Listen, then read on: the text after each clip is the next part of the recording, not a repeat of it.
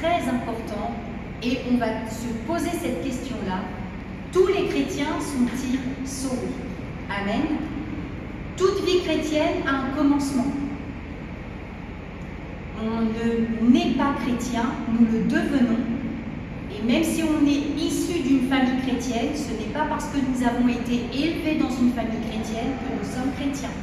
Donc notre vie chrétienne, elle est toujours marquée d'un jour où on se souvient d'avoir donné sa vie au Seigneur Jésus et d'avoir fait le pas du baptême d'eau.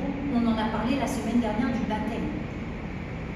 Le plus grand besoin de l'homme, c'est de changer de façon radicale sa nature entière. Il a une soif en lui, l'homme en général a une soif en lui, une soif de rechercher un changement. Il veut changer sa vie. Et c'est pour ça que malheureusement, il y en a qui se mettent sous des emprises politiques, religieuses, des emprises culturelles, dans des idéologies, parce qu'ils cherchent des réponses, ils cherchent des changements. Donc toutes ces emprises, pour l'homme, paraissent séduisantes, alléchantes, mais en fait, ce sont des emprises qui sont déguisées et elles sont piégeuses parce que ces emprises sont diaboliques. Et tout homme qui cherche ailleurs du changement, quelque part un changement autre que la solution, forcément ne trouve pas de changement radical, durable dans sa vie et ne l'amène pas à vraiment l'épanouissement qu'il recherche. La Bible parle de portes étroites et de portes larges. Dans Matthieu chapitre 7, versets 13 et 14. La Bible dit que beaucoup passent par la porte large, parce que, en fait, derrière cette porte, il y a un chemin qui est spacieux. Et ce chemin spacieux, la Bible dit qu'il mène à la perdition. En fait, le chemin, plus il est spacieux, plus il va se trouver des propositions, des tentations, des séductions. Il va y avoir tellement de choix que l'homme se perd. Et au final, la Bible dit, oui, passer par la porte large, sur un chemin large, ça paraît facile, mais en fait, sur ce chemin, il y a tellement de choses que l'homme finit par s'y perdre et ce chemin l'emmène à la perdition. Et la Bible parle de la porte étroite qui mène à ce chemin étroit parce que, en fait, ce chemin est Jésus et une fois qu'on passe la porte de Jésus, on est sur son chemin, on est sur son sillage, il n'y a pas d'autre proposition que ce que lui propose. Donc, on est fixé sur ses propositions à lui, sur ses enseignements, sur son exemple. Il devient notre sauveur, Seigneur, nous le suivons. Donc, l'homme ne peut pas changer de lui-même. S'il veut changer sa propre nature, il ne peut pas y arriver. Et comme nous l'avons dit, s'il cherche ailleurs, nous savons que tout simplement c'est pour l'éloigner de Dieu. Il y en a même qui veulent changer de nature, il y en a qui veulent même changer de genre parce qu'ils veulent vraiment changer, ils ne s'y retrouvent pas avec ce qu'ils sont, avec leur personnalité. Et c'est ça qui est terrible parce que le diable sait que c'est une faiblesse pour l'homme et il en profite et il est toujours à amener des propositions à l'homme pour dire si tu n'as pas trouvé sur cette voie-là, sur cette voie-là, sur cette voie-là, je te propose encore cette voie-là, qui est peut-être même de changer ton genre. Amen. Et c'est ça qui est terrible. C'est la raison pour laquelle il y a un besoin de l'intervention divine. Nous le savons, nous l'avons vécu. Sans l'intervention divine, nous ne serons pas ce que nous sommes aujourd'hui. Peut-être que nous aussi, nous avons cherché à être quelqu'un d'autre. Peut-être que nous aussi, nous avons cherché des solutions pour changer radicalement notre nature. La Bible dit, sans Dieu, l'homme meurt dans son péché. Jésus disait, sans moi, vous ne pouvez rien faire, dans Jean chapitre 15, verset 5. Sans moi, vous ne pouvez rien faire. On ne peut pas nier, et on ne peut pas dire que Jésus ne nous avait pas avertis en disant, vous savez, sans moi, vous allez vous perdre. Sans moi, il n'y a pas de solution durable et il n'y a pas de solution pour que vous puissiez parvenir à votre changement qui vous amène à la vie éternelle. Donc on peut se cacher derrière un vocabulaire chrétien, et nous le savons, parfois nous pouvons rencontrer des personnes qui montrent un certain vocabulaire, certaines attitudes, certaines traditions, même religieuses, une morale chrétienne qui est bonne aussi, sans vraiment être chrétien, au plus profond de soi, sans vraiment avoir vécu de changements profonds de son être, sans avoir vécu de nouvelle naissance. Et c'est pour ça qu'il faut analyser si la personne a bien compris ce passage-là, ce changement radical, où à un moment donné, il y a besoin de l'intervention divine. Parce que ça peut être trompeur, justement, et peut-être que les personnes qui sont dans cette façon d'être, avec ce vocabulaire, ces attitudes, eh bien peut-être qu'elles aussi se trompent vis-à-vis d'elles-mêmes en fait. Donc un chrétien né de nouveau est une nouvelle créature. Amen. La Bible dit dans 2 Corinthiens chapitre 5 verset 17, « Si quelqu'un est en Christ, il est une nouvelle créature. Les choses anciennes sont passées, voici, toutes choses sont devenues nouvelles. » Donc cela signifie qu'un chrétien n'est pas une version améliorée de sa personne, mais une toute nouvelle créature en Christ. Amen. Ne croyons pas que être chrétien, c'est juste une étape d'amélioration de notre vie. C'est être chrétien, c'est vraiment définir que nous sommes une nouvelle créature, donc un changement radical. Amen. Donc à ce moment-là, nous passons de la mort à la vie et nous sommes libérés de la condamnation de la loi et placés sous la grâce. C'est ça qui est important. Amen. Donc nous passons du royaume des ténèbres au royaume de lumière. Nous changeons de camp complètement. C'est comme si nous faisons un demi-tour à 180 degrés de la direction que nous étions en train de prendre avec la nature dans laquelle nous étions. Nous sommes en train de faire un demi-tour et nous nous dirigeons vers le chemin, ce chemin étroit qui est Jésus, avec cette nouvelle créature que nous sommes. Donc, lorsque nous faisons ce demi-tour à 180 degrés, bien évidemment que les choses du coup sont derrière. Et nous avançons. Bien évidemment que ça ne veut pas dire que pendant que nous avançons, nous avons encore des choses à régler, en disant le passé est derrière moi, je ferme les yeux sur plein de choses. Il va y avoir un peu de travail à faire. Devenir une nouvelle créature, c'est d'apprendre à marcher avec Jésus. Donc effectivement, tout le passé est derrière, mais on a encore tellement à construire. Et on est encore attaché à certaines choses qu'il faut au fil du temps se débarrasser. Amen. Et ça, c'est très important aussi de le dire, parce que parfois, nous pouvons avoir ce discours en disant « Mais tu es chrétien, toutes choses sont devenues nouvelles, le passé c'est derrière, donc tu ne peux plus avoir besoin de délivrance, tu n'as plus besoin de guérison, tu n'as plus besoin qu'on prie pour toi, puisque tu es une nouvelle créature. » Non, non et non. Une personne, on doit l'accompagner dans sa nouvelle naissance et on doit l'aider à se libérer de certaines choses du passé qui le lient encore. Amen. Et ça prend du temps. Ça prend du temps. Amen. Nous passons du royaume des ténèbres au royaume de lumière. Nous changeons complètement. Nous ne sommes plus ennemis de Dieu, mais nous devenons ses enfants. Amen. Scellés par le Saint-Esprit en nous. Il est devenu notre Dieu. Nous sommes ses enfants. Nous sommes en paix avec Dieu. Nous sommes réconciliés avec lui. Alléluia. Et c'est ça qui nous apporte la paix. C'est ça qui nous permet d'avancer en toute assurance sur ce nouveau chemin qui est tracé devant nous. La nouvelle naissance ou régénération. Amen. C'est la communication de la vie divine à l'âme humaine. 1 Jean chapitre 5 verset 12. Celui qui a le Fils a la vie. Celui qui n'a pas le Fils de Dieu n'a pas la vie. C'est la parole de Dieu qui le dit. Celui qui a le Fils a la vie, celui qui n'a pas le Fils de Dieu n'a pas la vie. Un chrétien est donc marqué par Dieu et scellé par l'Esprit. C'est obligatoire. Jean chapitre 3, versets 7 et 8. Ne t'étonne pas que je t'ai dit, il faut que vous naissiez de nouveau. C'est Jésus qui dit. Le vent souffle où il veut et tu entends le bruit, mais tu ne sais d'où il vient ni où il va. Il en est ainsi de tout homme qui naît de l'Esprit.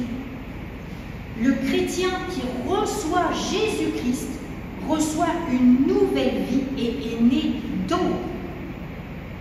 Cette nouvelle vie vient par la foi au sacrifice de Jésus-Christ, à notre place. Amen. Jésus a payé le prix à la croix. Amen. Et aujourd'hui, nous recevons par la foi le don de croire que Jésus est le Fils de Dieu. C'est la clé. Et c'est l'œuvre du Saint-Esprit que de créer l'homme nouveau, une naissance.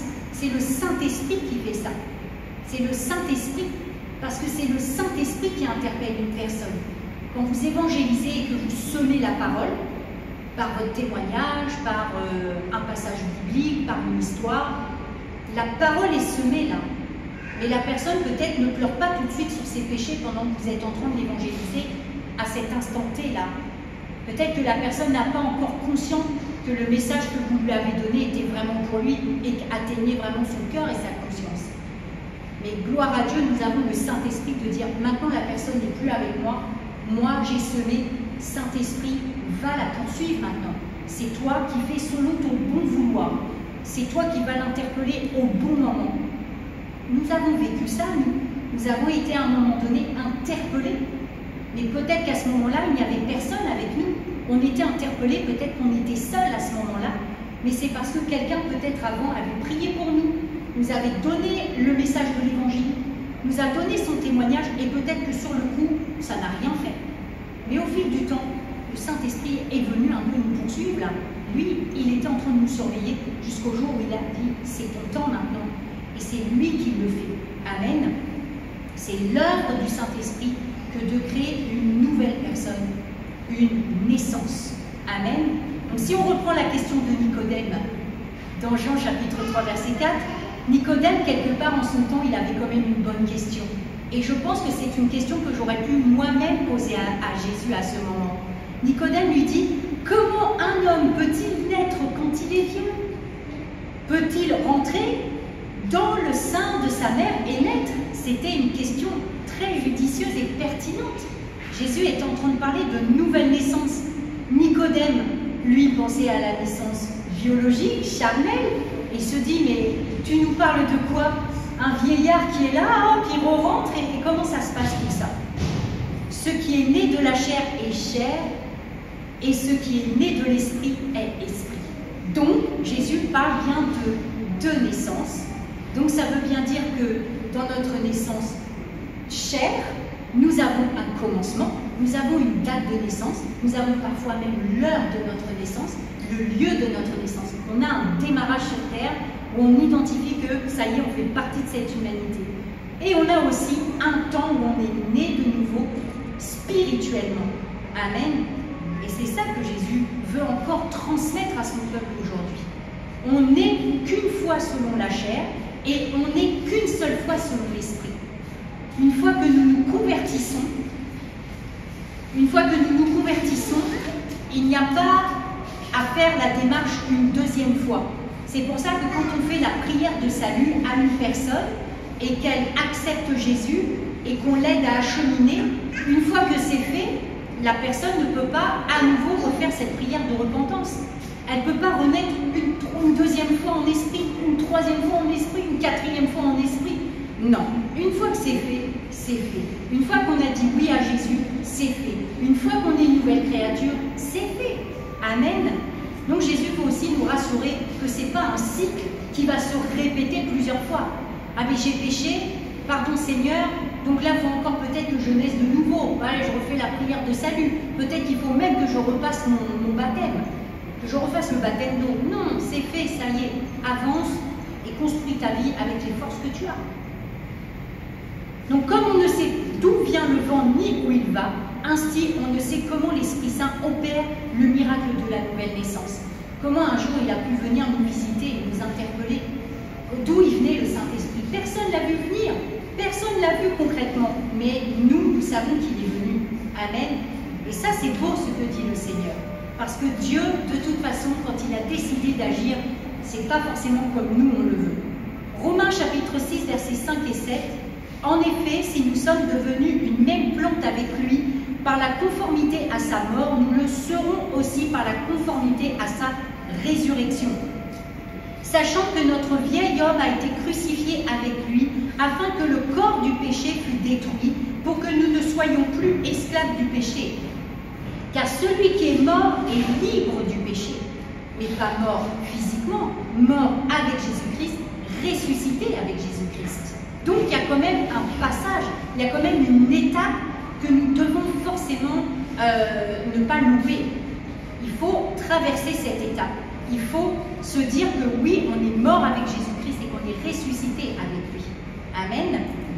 Donc en se donnant à Christ, le croyant meurt à sa vie passée et devient uni à Christ.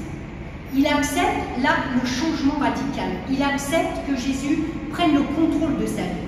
Peut-être moi j'ai loupé ma vie. Peut-être la personne qui donne sa vie à un certain âge a déjà construit sa vie et à un moment donné, ça ne marche pas. La personne a tout fait pour devenir une nouvelle personne, pour avoir un changement radical dans sa vie. Et des voyages par-ci, et passer par des pratiques alternatives, et se mettre dans certaines idéologies, essayer d'intégrer des clans, des groupes, des mouvements. Et il ne trouve pas. À un moment donné, le Seigneur le ramène à sa réalité. Et la personne dit, j'en peux plus. Seigneur, viens vraiment toi changer ma vie. Et il y en a comme ça, quand ils sont arrivés au bout du processus d'aller courir à droite à gauche, c'est là que le Saint-Esprit saisit l'occasion pour presser la personne et de se dire, tu n'as pas encore essayé Jésus, alors essaye Jésus. Et que la personne, quand elle est interpellée par le Saint-Esprit, elle capitule. Et c'est là qu'elle a envie d'un changement avec Jésus. Amen. Donc une question que beaucoup se posent, qu'en est-il vraiment alors des personnes qui fréquentent l'Église? Parmi ceux qui fréquentent l'Église, au final, quand je regarde mon frère, quand je regarde ma soeur, quand je me regarde moi-même, si j'ai un doute, est-ce qu'au final, je suis bien passée, moi, par le processus qui va radicalement changer ma vie? Nicodème, il était un pharisien et il avait une connaissance approfondie des Écritures. Il y en a beaucoup qui consultaient Jésus, qui interrogeaient Jésus, mais ils avaient du bagage derrière, ils avaient la loi et ils connaissaient les Écritures. Les pharisiens, attention, comme dit l'apôtre Paul, c'était la secte la plus dure. Donc, limite, il fallait qu'ils connaissent tout par cœur et qu'ils respectent tout à la lettre. C'est ça. Donc là, Nicodème le savait bien. Il était religieux, mais n'était jamais passé par la nouvelle naissance. Lui, il faisait partie des personnes qui avaient une attitude, qui avaient une moralité, qui avaient une certaine conduite, qui avaient une pratique. Mais concrètement, pour qu'ils disent à Jésus, mais est-ce qu'une personne qui est vieille peut retourner dans le sein de sa mère et naître à nouveau? C'est que lui-même n'était pas passé par la nouvelle naissance. Sinon, il n'aurait pas posé cette question à Jésus. Il aurait dit, je comprends ce que tu dis, Jésus. Naître de nouveau en esprit comme moi, je l'ai expérimenté. Donc, Jésus s'est saisi effectivement de cette opportunité pour lui révéler son état de perdition. Et c'est un exemple pour nous aujourd'hui. Et il a enseigné à Nicodème la nécessité du salut, que malgré toute sa connaissance, malgré ce qu'il pouvait dégager, il fallait qu'il passe par ici, par cette nouvelle naissance, pour être né de nouveau et devenir une nouvelle créature. Donc le fait d'appartenir à une église, d'adhérer à un mouvement ou avoir une croyance, ne prouve pas une réelle conversion. Et c'est ça le danger aujourd'hui dans nos églises. Parce que les gens sont dans la détresse, les gens vont mal, les gens cherchent des solutions et parfois ils fréquentent l'église parce qu'ils y trouvent des amis, parce qu'ils y trouvent une bonne ambiance, une fraternité, et que peut-être au final c'est peut-être quelque chose qu'ils n'avaient jamais essayé. Ils se disent, bon, ici il y a de l'amour, je vois qu'on prie pour moi, je vois qu'on prend soin de moi, on me salue, on m'accueille, etc. Moi j'ai besoin de ça, j'ai besoin de sortir de mon isolement, j'ai besoin de faire des connaissances, j'aime bien l'ambiance, j'aime bien ce qui s'y passe, je m'y installe. Mais le problème, c'est que la personne, quand elle repart, elle continue sa vie comme à son habitude. Ça ne veut pas dire que ici, c'est le sanctuaire du changement. Je viens à l'église et pouf! Alors, il y en a, ça arrive. Ils viennent à l'église, même pour la première fois, et ils sont touchés, ils donnent leur vie. Mais attention, pas tous. Il faut être prudent par rapport à ça. Donc, aujourd'hui, c'est important de se soucier si dans nos lieux de culte, les personnes qui, visiblement, semblent pleinement converties, le sont vraiment. Et j'aime vraiment à parler de cela, parce que les temps sont difficiles, les temps sont de plus en plus courts, et nous aimons, et nous avons un feu pour les perdus, nous avons le zèle pour aller évangéliser à l'extérieur, pour sauver les âmes, pour vraiment les convertir, vraiment leur donner la vérité, notre témoignage. Mais au final, cela se passe aussi à l'intérieur et on doit se soucier aussi de nos bien-aimés qui fréquentent l'église à l'intérieur. C'est pour ça que l'accueil est important, c'est pour ça qu'il faut se connaître. On ne peut pas fréquenter l'église sans se connaître. Il y a deux frères qui rentrent là, on ne se connaît pas. On ne se connaît pas, vous ne me connaissez pas. Mais est-ce que vous pensez que c'est normal qu'à un moment donné, on n'arrange pas la chose? Il faut arranger la chose. Si ces deux frères-là viennent et fréquentent l'église sur plusieurs semaines, ce n'est pas normal que le pasteur ou des responsables de l'église ou ceux qui sont à l'accueil ne vont pas aller prendre du temps avec ses bien-aimés et chercher à savoir qui ils sont. Amen. On doit se poser, on doit savoir, parce qu'on est là pour les accompagner et qu'ils se sentent bien, mais aussi nous soucier s'ils ont bien fait toute la démarche nécessaire et de se dire, quand je viens à l'église, je sais pourquoi j'y vais, pour Jésus, et pas pour y chercher une fraternité, l'ambiance, etc. Amen. Donc ça, c'est notre rôle à tous. Ce n'est pas un pouvoir ministériel, c'est à tous d'aller se soucier de notre prochain, qu'il soit à l'extérieur, mais aussi à l'intérieur, et ne pas se fier aux apparences. Ne pas se fier aux apparences. Donc ce qui va authentifier la conversion, c'est le passage justement à cette repentance qui amène la personne à la nouvelle naissance. N'avons-nous pas un jour, nous, pleuré sur nos péchés? Est-ce qu'on ne s'est pas dit, Seigneur, pardon pour mes péchés? Amen, mais pas du bout des lèvres, ça venait vraiment de notre cœur, ça venait vraiment là, c'était profond en nous. Là, c'est la vraie repentance, c'est pas, pardon Jésus, et puis faire allumer une bougie ou je ne sais quoi. Avec Jésus, il n'y a rien de compliqué comme ça. Tout ce qu'il veut, c'est notre cœur. Et qu'on déverse ce qu'il y a dans notre cœur. C'est ça qui l'intéresse. Ce n'est pas tous les trucs qu'on peut faire autour. Amen. C'est dans la simplicité avec Jésus. Amen. Le salut de l'homme présente toujours deux aspects. Donc ça aussi, il faut le savoir, il y a toujours deux aspects. D'une part, Dieu exige toujours que nous fassions un pas vers lui. C'est-à-dire que Jésus envoie son esprit, il vient nous chercher. Mais après, une fois qu'on sait que le Saint-Esprit est là et qu'il est en train de nous presser un peu et de nous travailler, c'est à nous d'aller faire la démarche, bien évidemment. Amen. Dieu ne va pas se présenter comme ça et on va entendre sa voix et non, ça ne se passe pas comme ça. Dieu dit, hé, maintenant tu es pressé là, c'est mon esprit qui te parle, c'est mon esprit qui te révèle ta nature, là, ton état de perdition. Fais le pas. Actes chapitre 14, verset 15. Ô hommes, pourquoi agissez-vous de la sorte? Nous aussi, nous sommes des hommes de la même nature que vous. Et vous apportons une bonne nouvelle, nous vous exhortons à renoncer à ces choses vaines pour vous tourner vers Dieu. Pour vous tourner vers Dieu. On a parlé d'un passage, un tournant à 180 degrés, tourner vers Dieu. 180 degrés, on se tourne vers Dieu, mais c'est à nous de faire le pas. C'est à nous de le faire. Amen. Le Dieu vivant qui a fait le ciel, la terre, la mer et tout ce qui s'y trouve. Amen. Ça, c'est notre part. C'est notre décision. Et d'autre part, Dieu nous donne, par la nouvelle naissance, une vie nouvelle et éternelle. En compensation, il dit, vu que tu as fait le pas, moi maintenant, je t'assure que tu ne seras pas déçu. Que ce que tu cherches avec moi, tu vas réellement le trouver. Et ça, c'est beau de la part de notre Père, parce qu'il ne nous donne pas des miettes. Il nous donne concrètement ce dont nous avons besoin. Et là, nous avons besoin du salut. Nous avons besoin de cette espérance de la vie éternelle. Nous, là, nous avons besoin de devenir une nouvelle créature. Dieu a dit, ok, tu te tournes de tout ça, tu viens vers moi, et moi je t'assure maintenant la vie éternelle, puisque tu reconnais mon Fils dans ta vie et que tu l'acceptes comme ton Sauveur et Seigneur personnel. Jean chapitre 3, versets 5 à 6, Jésus répondit, en vérité, je te le dis, si un homme né d'eau et d'esprit, il ne peut entrer dans le royaume de Dieu. Ce qui est né de la chair est chair, et ce qui est né de l'esprit est l'esprit. Amen, c'est ce que nous avons vu aussi tout à l'heure. Donc une conversion sincère conduit toujours à la nouvelle naissance. Toujours, toujours, toujours. Même si quelqu'un vous dit, est-ce que tu peux faire la prière de salut, ça peut être une opportunité pour la personne de se lancer. C'est comme un coaching quelque part. Mais il ne faut pas le faire pour faire plaisir à la personne, parce qu'on se dit, wow, elle a l'air d'être motivée pour moi, elle a l'air de vouloir m'aider, elle est là, vas-y, on fait la prière de salut, il ne faut pas forcer. Peut-être la personne peut très bien dire, laisse-moi un peu de temps, je vais méditer tout ça, je vais y réfléchir, et après, je sais que tu es là pour faire la prière de salut avec moi, mais laisse-moi d'abord acheminer, peut-être il y a tout un petit travail à faire.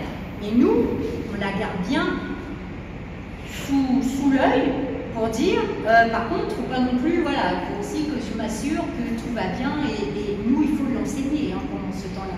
Il faut l'appeler, il faut vraiment avoir un travail de proximité avec ces personnes.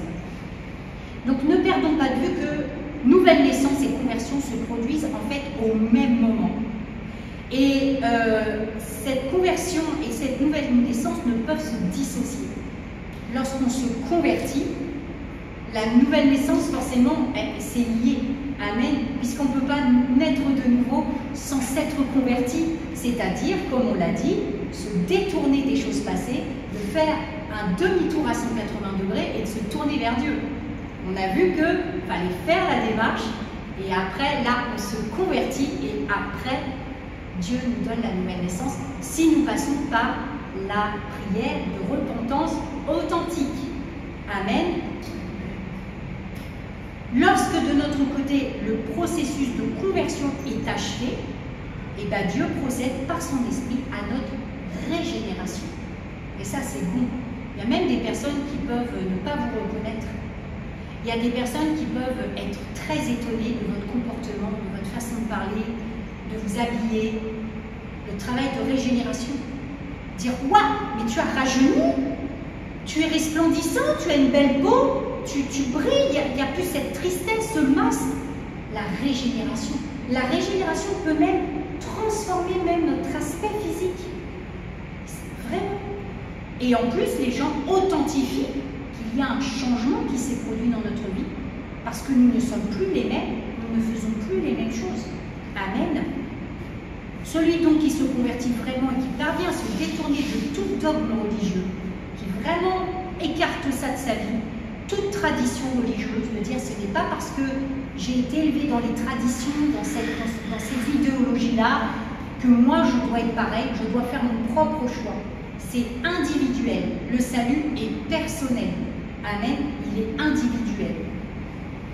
Et cette personne qui comprend que ce n'est pas ce qui sauve, mais seule la révélation de Jésus-Christ, là, trouve le chemin de la vie, de la vérité. Si la personne est consciente, c'est peut-être même un peu plus complexe quand la personne a déjà été un peu dans ses idéologies religieuses, parce qu'après, il va falloir décadenasser ça, il va falloir faire tout un travail pour vraiment libérer son esprit et laisser les pensées de l'esprit dans son esprit. Mais on y arrive, on y arrive, on y arrive. Amen. Gloire à Dieu par le Saint-Esprit. Donc une conversion sincère est accompagnée d'œuvres dignes de repentance. Actes chapitre 26, verset 20. À ceux de Damas d'abord, puis à Jérusalem, dans toute la Judée, et chez les païens, j'ai prêché la repentance et la conversion à Dieu, avec la pratique d'œuvres dignes de la repentance. Non mais Paul, l'apôtre Paul, il n'a rien lâché. Il n'a rien lâché. Parce que quand il dit ça là, il a dit, je suis d'abord allé vers ceux de Damas. Il a élargi son champ d'activité. Jérusalem, lui qui venait de Jérusalem, qui persécutait les chrétiens, il y est revenu pour évangéliser et s'assurer qu'il y ait la pratique d'œuvres dignes de la repentance. Incroyable, mais ça devait être hyper compliqué. Dans toute la Judée et chez les païens. Voyez ce que dit l'apôtre Paul. Il a touché tout le monde et il s'est assuré que les païens, les gens du dehors, ok, passent par la repentance pour vraiment se convertir et naître de nouveau, mais il s'est assuré aussi que les gens de l'intérieur le soient aussi. Il s'est occupé de tout le monde. Il n'a pas fait d'exception de personne. Vous n'en avez pas le droit. Nous n'en avons pas le droit. Pourquoi? Parce qu'une âme aux yeux de Jésus, c'est tellement précieux qu'on ne peut pas louper le salut de qui que ce soit nous entoure. On a vraiment cette responsabilité-là. C'est-à-dire adopter une conduite conforme à la volonté de Dieu. Ainsi, une conversion, c'est un renouvellement moral. On n'a plus la même façon de penser vis-à-vis des situations auxquelles on peut être confronté. Parfois, avant, peut-être qu'on agissait avec la violence. Peut-être qu'on se laissait surmonter par la haine. On voulait se venger. On avait soif de sang quelque part, même. On voulait vraiment faire par notre propre justice. Mais là, lorsque nous devenons chrétiens, nous sommes donc équipés de l'amour de Jésus-Christ, nous pardonnons, nous refusons toute vengeance, et là les gens sont stupéfaits. Toi qui étais bagarreur, toi qui étais en train toujours de frapper les copains, de hurler sur les autres, d'avoir de la haine en toi, tu étais tout le temps rebelle et tout, tu es devenu doux, gentil, waouh! Ça, c'est une belle façon de donner le témoignage que tu crois que c'est moi qui ai réussi à me changer là? Tu crois que c'est moi qui a ôté tout ça de mon cœur et qui l'a mis par terre et qui l'a piétiné parce que j'en pouvais plus? C'est l'œuvre de Jésus-Christ dans ma vie. C'est parce que je me suis tournée vers lui. Et Dieu récompense parce que vous réussissez dans la vie, parce qu'il y a plein de choses qui vous arrivent. Donc vous êtes un bon témoignage de réussite. Amen. Matthieu chapitre 5 verset 20, car je vous le dis, si votre justice ne surpasse pas celle des scribes et des pharisiens, vous n'entrerez point dans le royaume des cieux. Jean chapitre 6 verset 44, nul ne peut venir à moi si le Père qui m'a envoyé ne l'attire. Je le ressusciterai au dernier jour. Donc la conversion appelle toujours la réponse divine, la part de Dieu au salut. C'est cela la nouvelle naissance. Donc il y a un acheminement avant de naître de nouveau, bien évidemment. Et certains domaines de notre vie vont changer par la suite. Et peut-être pas d'autres. Ça va prendre un peu plus de temps. Amen. Voilà, nous acheminons. Principal, c'est que nous ayons pris la bonne décision. Nous n'allons pas être parfaits du jour au lendemain. Nous marchons dans notre sainteté, mais ça ne veut pas dire que nous va être parfaits. Voilà, parfois il va y avoir quelque chose qui fait que, bah oui, on est chrétien, mais on a encore réussi à dire ça, on a encore réussi à faire ça. Bon, il faut acheminer. Donc la nouvelle naissance, est-ce qu'elle est vraiment indispensable en fait dans notre vie? Est-ce qu'aujourd'hui on peut concrètement dire que tous les chrétiens sont sauvés? Eh bien, non, tous les chrétiens ne sont pas sauvés. Quand vous entendez quelqu'un dire « je suis chrétien », cette personne n'est peut-être pas sauvée. Donc tous les chrétiens ne seront pas sauvés. C'est pour ça que la Bible parle beaucoup de l'enlèvement et que effectivement 2 personnes peuvent se retrouver, et donne l'exemple, à certains endroits, il y en a une qui part et une qui reste. Mais ce n'est pas uniquement dans le champ, ce n'est pas uniquement dans le lit conjugal, c'est dans l'église aussi. Dans l'église. Et je vous assure que pour ceux qui vont rester, ils vont voir l'église se vider. Mais toutes ces personnes qui vont rester, concrètement, elles n'ont pas donné leur vie à Jésus. Jésus lui répondit dans Jean chapitre 3, verset 3, « En vérité, je te le dis, si un homme ne naît de nouveau, il ne peut voir le royaume de Dieu. » Donc aujourd'hui, le chrétien qui n'est pas né de nouveau ne peut pas voir le royaume de Dieu. Le royaume de Dieu, il est où? Il est là-haut. Donc, il ne pourra pas aller là-haut avec Dieu. Il ne pourra pas voir Dieu. Amen. Donc, s'il naît de nouveau, l'homme ne peut avoir accès à Dieu. Donc, notre nouvelle naissance, c'est notre vie ici-bas, mais c'est aussi notre vie éternelle. Donc, nous sommes peut-être tous nés de nouveau. Nous avons peut-être tous donné notre vie à Jésus. Peut-être tous ce soir. Mais en tout cas, prions pour que le Seigneur mette aussi sur notre route des chrétiens qui cherchent à passer ce cap, à réellement rentrer par cette porte étroite, de vraiment se détourner de ce qu'ils étaient et se tourner vers Dieu pour concrètement accepter Jésus. Et que le Seigneur vraiment nous interpelle. Et si on a un doute, on prie, on va voir la personne. Amen. et on lui pose réellement la question. On est franc avec les gens. Parce que quand il s'agit de salut, quand il s'agit d'éternité, il faut être franc avec les gens. Si on tourne trop autour du pot, ils vont être perdus. On dira, au final, qu'est-ce qu'elle cherche à me dire en fait? Il faut être franc. La vie éternelle, c'est sérieux. La vie éternelle, c'est sérieux. Il faut que tu te poses la question si tu es réellement sauvé. Il faut que tu te poses cette question. Parce que tous les chrétiens ne seront pas sauvés. Et c'est ça la réponse à notre question. Amen. Donc vraiment, je bénis Dieu parce que cet enseignement, il était pour hier, il est pour aujourd'hui et il est encore pour demain. Et tant que Jésus n'a pas repris son épouse, ça, c'est un enseignement, c'est quelque chose qu'on doit mettre en pratique. Un enseignement qu'on doit partager et un enseignement qu'on doit mettre en pratique pour ne louper personne. Être sûr que sur notre chemin, on n'a loupé personne. Amen. C'est notre responsabilité à tous en tant qu'enfants de Dieu, c'est que nous, qui connaissons la nouvelle naissance en esprit et qui ne pensons plus comme Nicodème, on a une responsabilité de partager ça aujourd'hui. Il faut en faire quelque chose de ça. Amen. On ne peut pas rester qu'avec nos bénédictions. Nos bénédictions, il faut les partager. Surtout quand il s'agit de la vie éternelle. Là, on ne rigole pas. On ne rigole pas. Il n'y a pas plusieurs alternatives. Il n'y en a que deux. Donc, c'est très sérieux. Amen. Amen. Alléluia.